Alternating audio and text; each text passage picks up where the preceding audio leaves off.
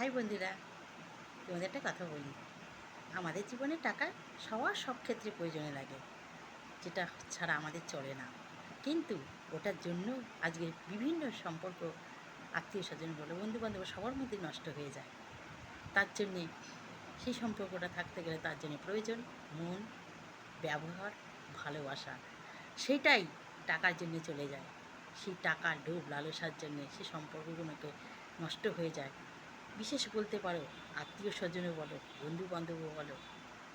কিন্তু আমাদের সেই সম্পর্ক বজায় রাখতে গেলে নিজেদের আগে প্রয়োজন ভালো বিশ্বাস, ভালোবাসা, ভালো মন, ভালো একটা সম্পর্ক।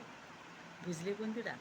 তাহলেই সব জায়গায়, সব সময় সব কিছু টিকে থাকবে, সম্পর্কগুলো বিচ্ছিন্ন হবে না।